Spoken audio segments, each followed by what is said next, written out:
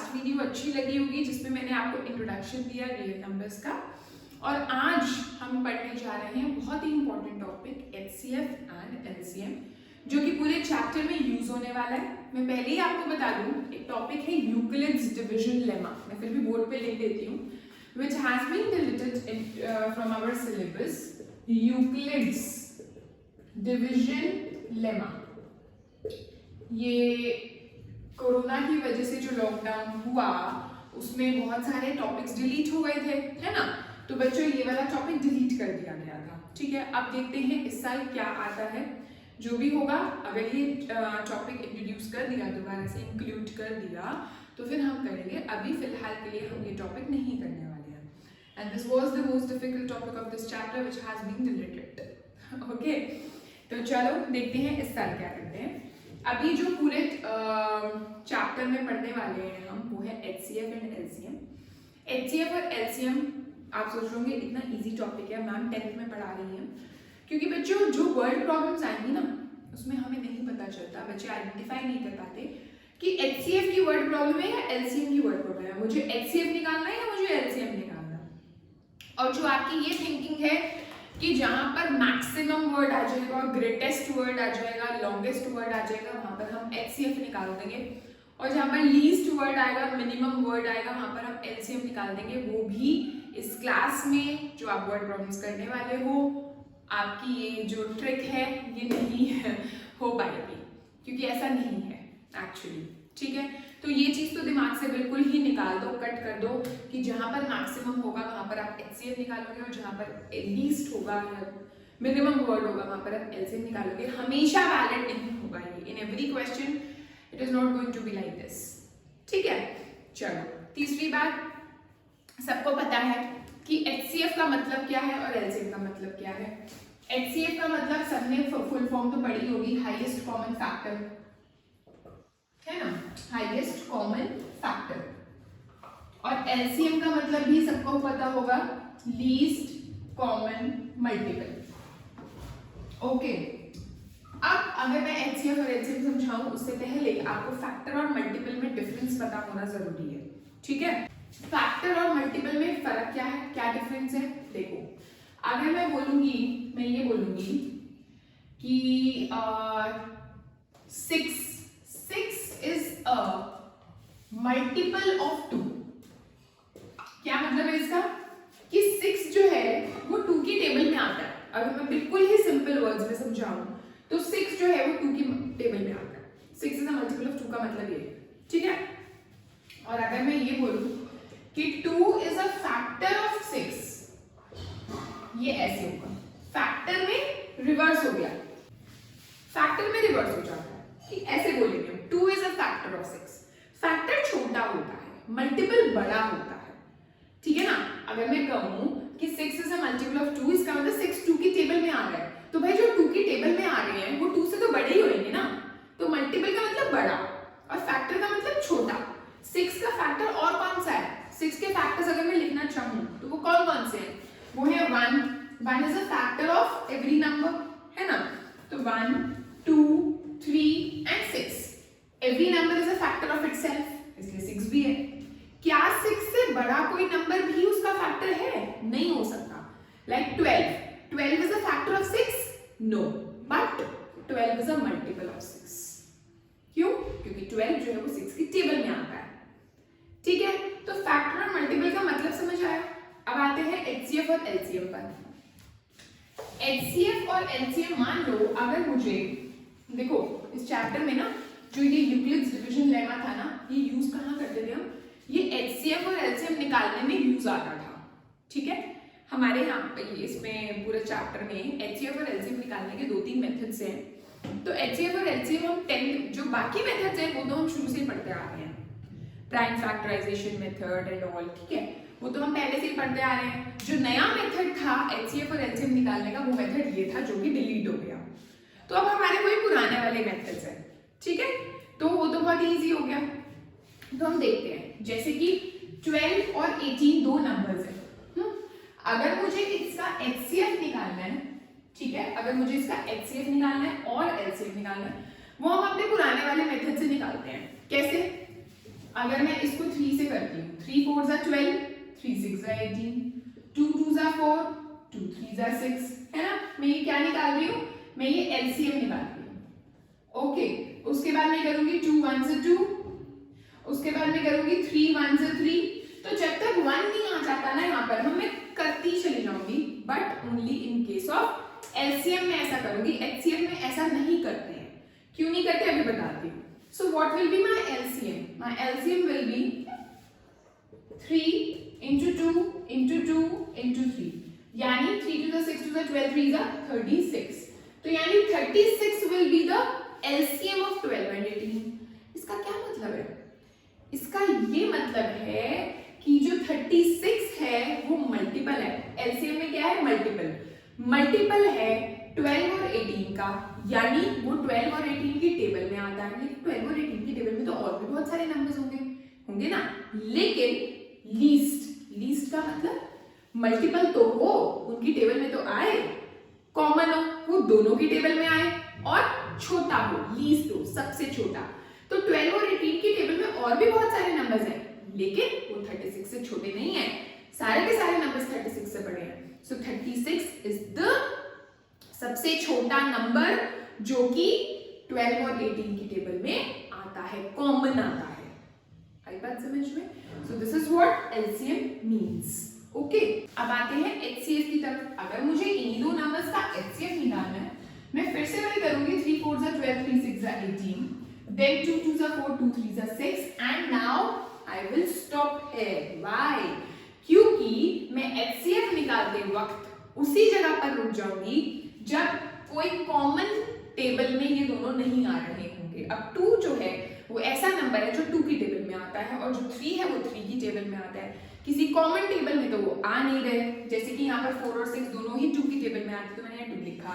12 और 18 दोनों ही 3 की टेबल में आते, तो मैंने 3 लिखा। बट 2 और 3 दोनों ही किसी एक टेबल में नहीं आते, तो I will stop here. And now what will be the HCF? HCF will be 3 into 2, that's it. ये दोनों काउंट नहीं होंगे। Okay, so HCF will be 6। तो इसका मतलब क्या है? अब ये सब जो 6 जो है वो फैक्टर है 12 और 18 का, और कॉमन फैक्टर है। अब देखो 12 के भी बहुत सारे फैक्टर्स हैं, 18 के भी बहुत सारे फैक्टर्स हैं। कैसे? देखो 12 के फैक्टर्स क्या है, 1 है, 2 है, 3 है, 4 है, 6 है ना। 6 के बाद क्या आएगा फैक्टर्स? 6 7 नहीं होगा, 8 नहीं होगा, 9 नहीं होगा, 10 नहीं होगा, 11 नहीं होगा, 12 होगा। 12 से बड़ा कोई फैक्टर नहीं हो सकता, क्योंकि 12 इटसेल्फ ही एक, मतलब every number is a factor of itself. तो 12 से बड़ा नंबर कोई फैक्टर नहीं हो सकता। तो ये सारे फैक्टर्स किसके हैं? 12 है। अगर मैं 18 का देखूं तो होगा 1 2 3 4 नहीं, 5 नहीं, 6 7 नहीं, 8 नहीं, 9, और उसके बाद सीधा 18। तो अब ये देखो कि कॉमन फैक्टर कौन से हैं। कॉमन फैक्टर तो 1 भी है, 2 भी है, 3 भी है और 6 भी है, लेकिन हाईएस्ट कॉमन फैक्टर कौन सा है? वो तो 6 है ना। ठीक है, हाईएस्ट भी हो, कॉमन भी हो, फैक्टर भी हो। ऑलराइट, तो इसलिए यहां पर 6 आया। ठीक है, सो हाईएस्ट कॉमन फैक्टर का मतलब समझे, ठीक है, और लीस्ट कॉमन मल्टीपल का मतलब समझे। आई बात समझ में? सो ये था हमारा डिफरेंस एचसीएफ और एलसीएम के बीच में, कि क्या डिफरेंस है। अब कि वर्ड प्रॉब्लम करते वक्त हमें कैसे पता चलेगा कि एचसीएफ निकालना है या एलसीएम निकालना है ना।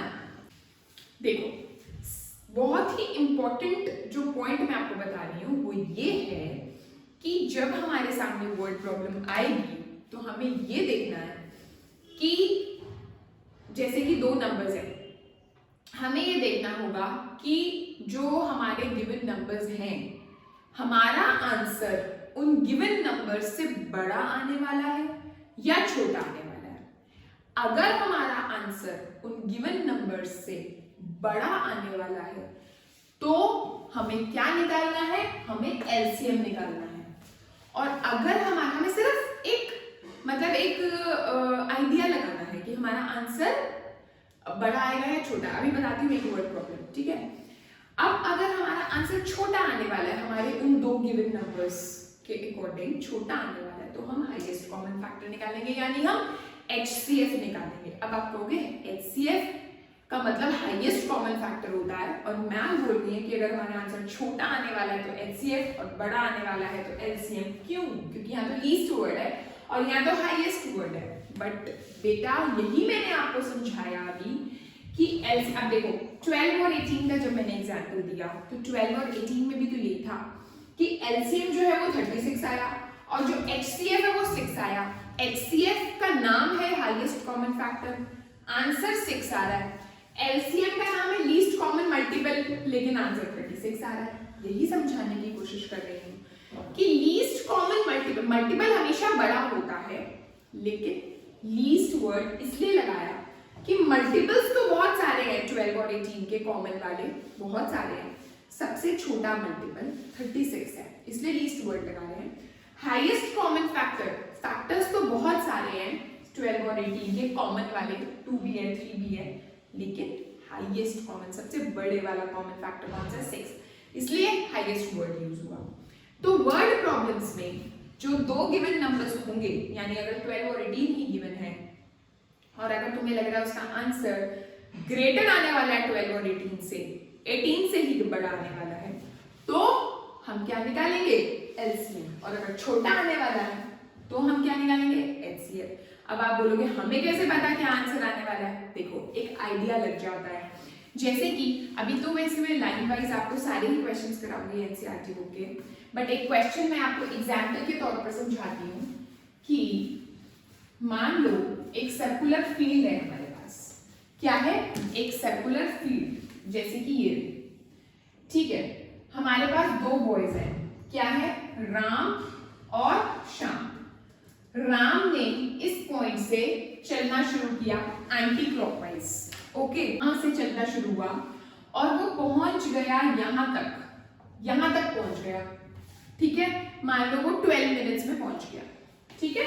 ये कितने देर में पहुंचा? 12 मिनट्स में, अपने इनिशियल पॉइंट पे, स्टार्टिंग पॉइंट पे 12 मिनट्स में पहुंच गया।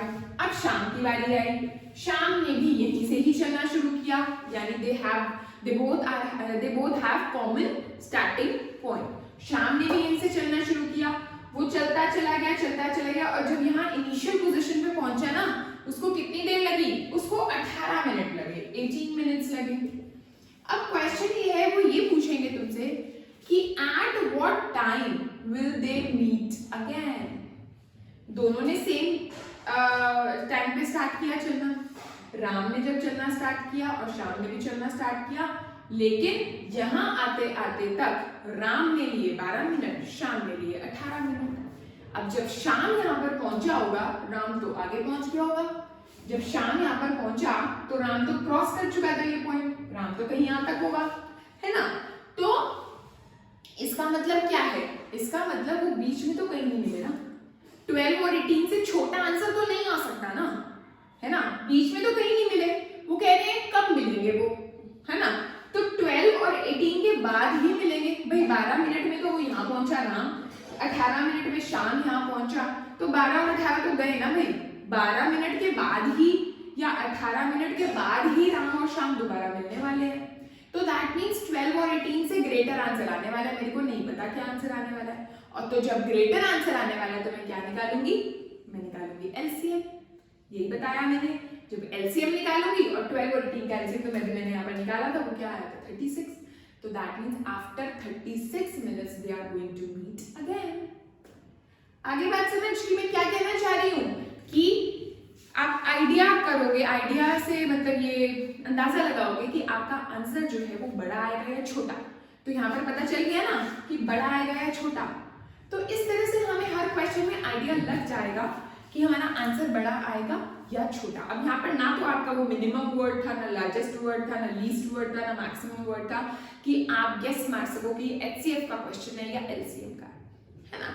तो हर क्वेश्चन में ये वर्ड्स दिए भी नहीं होंगे, and don't focus on these words, क्योंकि ये वर्ड्स हमेशा आपको सही आंसर की तरफ नहीं ले जाएंगे।